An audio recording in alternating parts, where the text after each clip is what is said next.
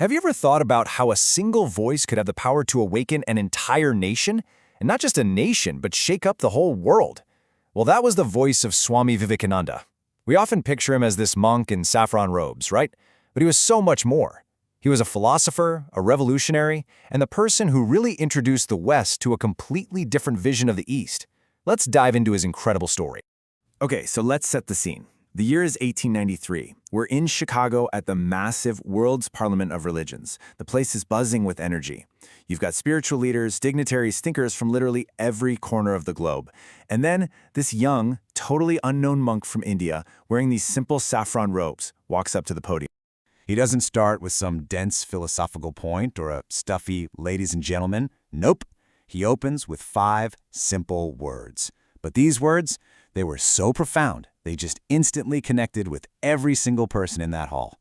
It wasn't just a greeting, it was this radical declaration of unity, of embracing all of humanity as one family.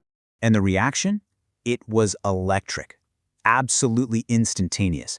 Before he could even say another word, the entire auditorium, we're talking thousands of people, just erupted. They leaped to their feet.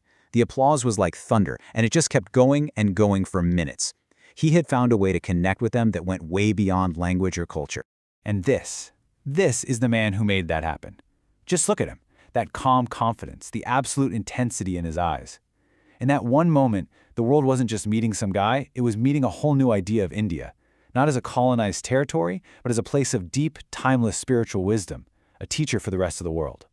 So the big question is, how did this unknown monk pull this off? How did he end up captivating the entire world stage?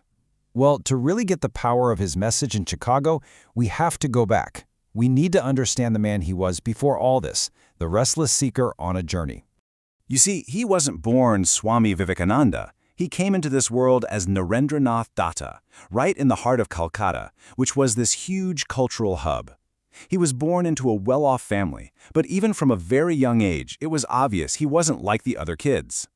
He had this brilliant, razor-sharp mind, but it came with this deep, almost painful restlessness. He couldn't just accept things as they were told to him. He questioned absolutely everything: social norms, religious rules, even the existence of God itself. This burning desire to find the truth was the engine that drove his whole life. So after years and years of searching, of grilling every holy man and spiritual leader he could find, Narendranath's quest finally led him to the one person who had the answers he was looking for, a simple but profoundly wise mystic named Ramakrishna. This meeting, this was the turning point. It was the moment that transformed this questioning kid into an enlightened master and set him on the path that would eventually lead to Chicago. All right, so let's get back to that speech in Chicago. After that insane standing ovation, what did he actually say? Well, it was way more than just a well-written speech. It was this radical, unifying idea that a world so divided by religious conflict was just desperate to hear. What's so wild is how modern his message feels, even today, more than a century later. I mean, he was talking about religious harmony when the world was full of division. He preached tolerance in an era of growing fanaticism. He was all about a universal brotherhood that completely ignored the narrow boxes of nation, race, or religion. And this right here, this is the heart of it all. This is his core philosophy, boiled down. He basically argued that it doesn't matter if you're in a church, a mosque, or a temple. Ultimately, you're all heading to the same destination. In a world where religions were building walls, this idea was a complete game changer. And you have to understand, this wasn't just some nice philosophical idea. It had real geopolitical power. At the time, the West saw India as just a British colony, a place of poverty and strange superstitions. Vivekananda, in one speech, completely shattered that image. He showed the world an India that was a spiritual guru, a source of wisdom for all of humankind. But here's the thing about Vivekananda. For him, philosophy was useless if it just stayed in your head. He was all about action. Spirituality wasn't something you just sat around and thought about. It was something you lived. Something you use to actively go out and serve other people. This brings us to probably his most shocking and honestly most misunderstood quote: "Nearer to heaven through football than through the Gita." What on earth could he have meant by that? Was he dissing holy books? No, not at all. He was making a really powerful point about what real spirituality is. Okay, so here's the key to unlocking that quote. For Vivekananda, spirituality was the exact opposite of being weak or passive. It was about building incredible strength, physical, mental, and spiritual strength. He believed that a weak body or a fearful mind just couldn't grasp higher truths. To him, strength and fearlessness were the very foundation of a spiritual life.